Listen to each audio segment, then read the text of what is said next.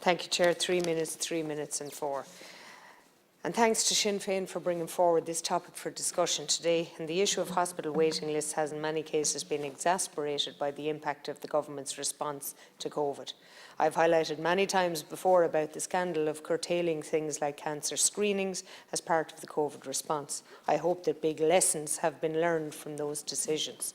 We also need to remember that hospital waiting lists have been a long-standing, unresolved issue, which was a major problem long before COVID entered our vocabulary.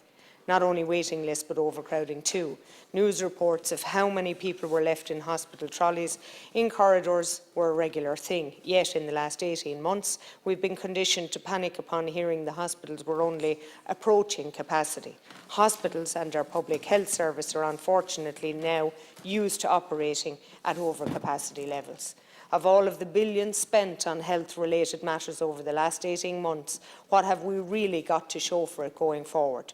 Will any of the billions spent have any lasting positive effect on our health service? The bigger picture appears to have been lost in a blaze of panic. How useful could all of the billions have been at providing a type of swift care clinic in every town or every large town, for example, to ease pressure on the hospitals? Or the money raised by the people of Wexford to fund an MRI scanner, which has yet to materialise. But the government's HSE have spent billions on ventilators that didn't work and PPE gear that wasn't fit for purpose. Pure waste. It isn't all about spending money hand over fist. It's about trying to use the financial resources available in the most useful way possible. That cannot be said of the HSE, as we have seen at the Public Accounts Committee for the past 2 weeks. And if these wrongs go without accountability, then how will it change? Accountability must be part of the change.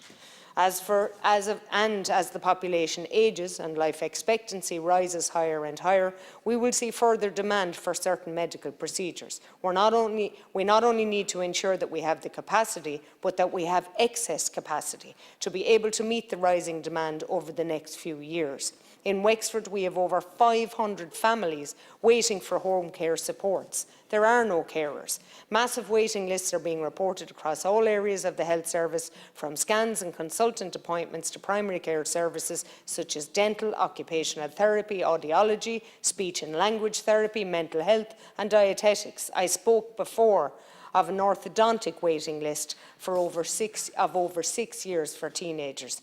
These waiting lists obviously mean that problems go untreated and often become worse. We need to tackle the issue head-on across all sectors. Thank you, Chair.